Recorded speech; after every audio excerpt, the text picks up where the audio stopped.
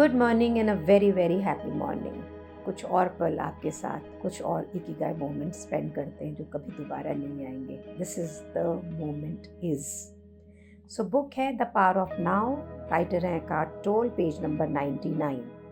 Writer लिखते हैं, अपने शरीर में जाने से पहले क्षमा करें। Before you enter the body forgive. प्रश्न है कि मैं बहुत अनकंफर्टेबल फील करता हूँ जब मैं अपनी इनर बॉडी की तरफ फोकस करता हूँ, अटेंशन लेके जाता हूँ।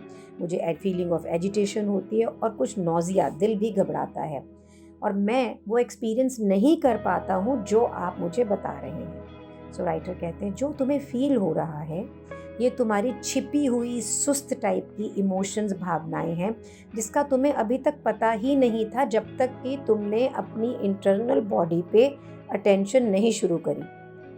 जब तक तुम इसे कुछ अटेंशन नहीं दोगे, आपकी भावनाएं आपको प्रिवेंट करेंगी, जाने नहीं देंगे, एक्सपीरियंस नहीं करने देंगे, कि आपकी इनर बॉडी को एक्सेस ही नहीं करने देंगे, उसको प्राप्त ही नहीं होने देंगी, जो कि ये जो भावनाएं तुम अभी एक्सपीरियंस कर रहे हो उसके नीचे हैं।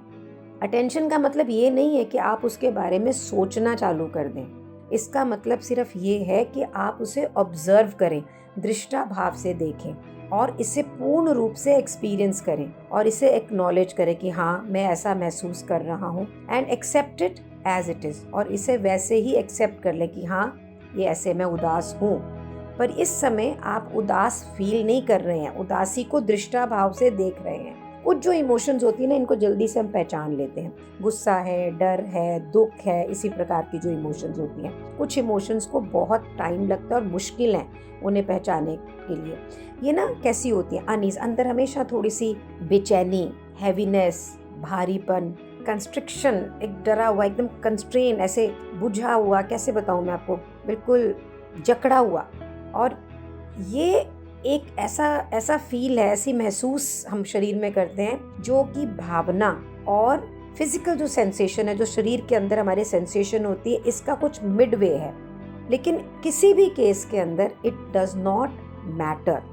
अगर आप चाहें तो इसको अपनी मेंटली कोई लेबल भी दे सकते हैं, लेकिन आप इस फीलिंग को अवेयरनेस पे लाएं। You can bring the feeling of it into awareness as much as possible. तो जो भी आप ये महसूस कर रहे हैं ना, आप इसके बारे में साक्षी हो जाएं, चौकन्ने हो जाएं, देख लें इसको। Attention is the key to transformation. आपका फोकस, आपकी अटेंशन ही आपके परिवर्तन होने में, ट्रांसफॉर्मेशन के लिए चाबी है। वही एक तरीका है।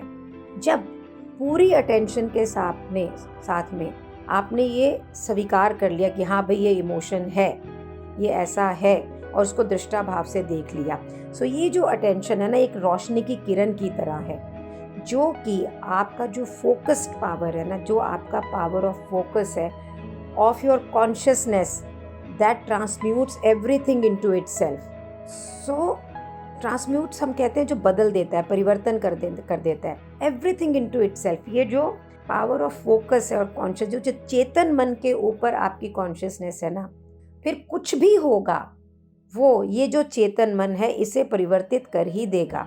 इन अ फुल्ली फंक्शनल ऑर्गेनिज्म, किसी भी एक जीव में जो कि कंप्लीटली कार्यशील है, क्रियाशील है, पूरा फंक्शन कर रहा है, इमोशन का ना बहुत छोटी सा लाइफ स्पैन होता है। हम खुद ही देख लो, कितनी देर होते हैं, गाते हैं, गुस्सा होते हैं, थोड़ी देर होते हैं, फिर चेंज हो जाते हैं, फिर थोड़ी देर होते हैं, चेंज जाते हैं।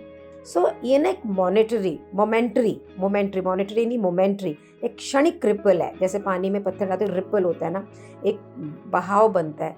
सो ये जो इमोशन है ना, ये जो हमारी बीइंग की सतह है, उस पर एक सिर्फ छोटा सा रिपल इफेक्ट है, सिर्फ पानी का एक लहर की तरह दौड़ता है। When you are not in your body, however, an emotion can survive inside you for days and for weeks, and join with other emotions on a similar frequency that has merged and become the pain body. So what is writer trying to say?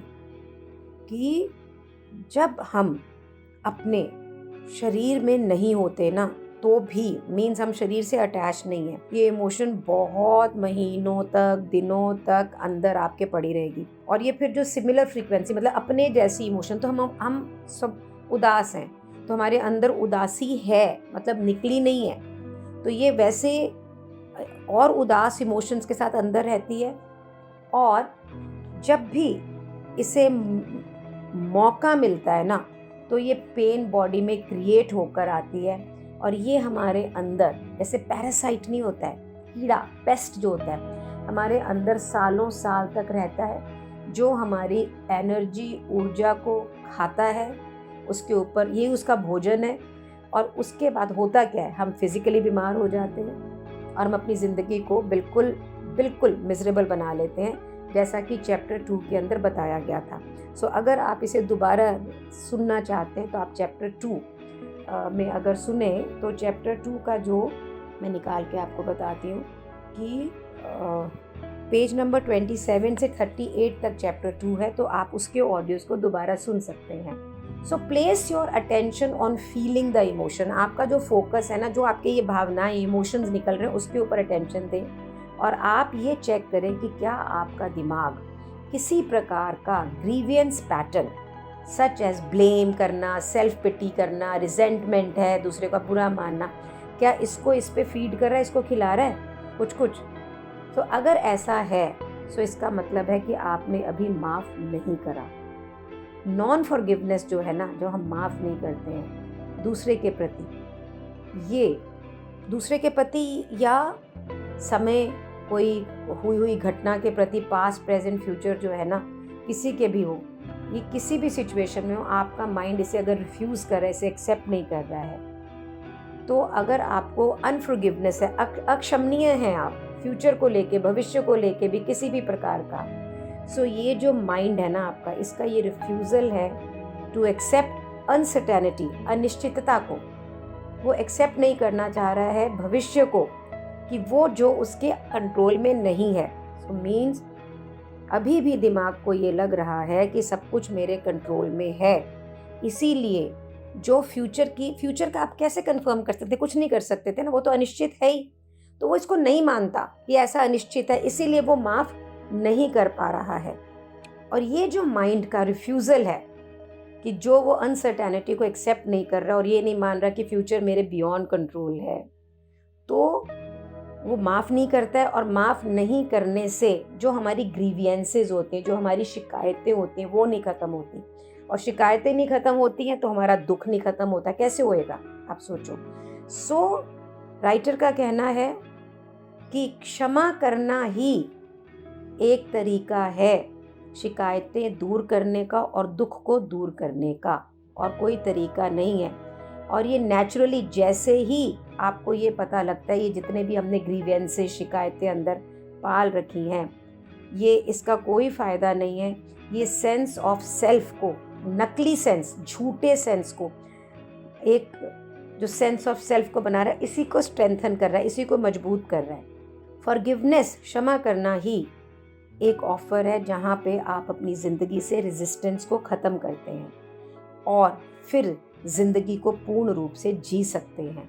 अगर ऐसा नहीं करेंगे तो फिर pen और दुख के अलावा यहाँ कुछ नहीं है। A greatly restricted flow of life, energy and in many cases physical disease. So जब हम किसी को क्षमा नहीं करते हैं, फॉरगिवनेस नहीं देते हैं, शिकायतों में रहते हैं, तो हमारी जो लाइफ की एनर्जी है ना, ये फ़्लो नहीं करती है। और जब ये फ़्लो नहीं करती है तो हम बहुत तरह की बीमारियों में फंसते चले जाते हैं। और जिस मोमेंट आप बिल्कुल सच्चे मन से क्षमा कर देते हैं, उस समय आप दिमाग से अपनी पावर को वापस ले लेते हैं। नॉन फॉरगिवनेस जो है ना, वो दिमाग का स्वभाव है, दिमाग का बनाया हुआ आपका झूठा सेल्फ है। ईगो जो है वो रह ही नहीं सकती, जिंदा ही नहीं रह सकती जब तक कॉन्फ्लिक्ट ना हो। और माइंड आपको कभी इस कॉन्फ्लिक्ट से बाहर निकलने नहीं देगा, कभी क्षमा करने नहीं देगा। सिर्फ आप खुद प्रेजेंट हो सकते हैं, अपनी बॉडी में एंटर कर सकते हैं और फील कर सकते हैं पीस, शांति, वाइब्रेंट एनर्जी, स्टिलनेस, जो आपकी बीइंग जो है वो एमिनेट मीन्स निकालता है। ये तभी हो सकता है जब आप पूर्ण मन से फॉरगिव करें और शिकायतों में ना रहें। सो जीसस ने कहा है, before you enter the temple forgive, कि मंदिर में जाने से पहले माफ़ करें। तो हमारा ये शरीर, हमारी जो बीइंग है वो एक मंदिर ही है। मंदिर के लिए हमें बाहर जाने की ज़रूरत नहीं है। So guys, when I was young, हम वृंदावन को मानते हैं और मैं दर्शन करते हैं राधा वल्लभ लाल के, तो मैं भाग भाग के मंदिर जाती थी। मेरे फादर मेडिटेट करा, उन्होंने 25 साल अकेले रहे वो वृंदावन में अपने घर में। मुझे कई बार कहते थे, अच्छी बात है तेरा मन लगता है मंदिर जाना, लेकिन दर्शन पाने के लिए कहीं भी जाने की ज़रूरत नहीं है। यहीं बैठ के अपने अंदर देखेगी तो तेरे को ठाकुर यहीं मिलेगा। मैं बहुत यंग थी उस समय, मुझे ये बातें समझ नहीं आती थी, but today I am really getting it what he meant to say. He is not here physically with me, पर उनकी हर चीज़ इस बात को इंडिकेट करती थी। तो हम जहाँ चाहें वहीं बैठ के अपने अंदर जिस प्रभु को बाहर पा रहे हैं ना, वो हमारे अंदर ही और अंदर ही मिल जाएगा। So let's today look into ourselves कि कौन सी डोरमेंट इमोशन हमारे अंदर है जो बैठी है, और इमोशंस के साथ में कहाँ कहाँ हमने लोगों को फॉरगिव नहीं किया, माफ़ नहीं करा। So let's make it a day to free ourselves और अंदर झांक के देखें। Thank you so much. आज जब मैं आपको ये करने को बोल रही हूँ तो मैं खुद भी तो करूँगी ना, और मेरे अंदर भी कुछ नई ऊर्जा, कुछ नई शांति प्राप्त होगी, जिसका कारण सिर्फ आप हैं, क्योंकि आप इसे सुन रहे हैं। Thank you so much for being in my life.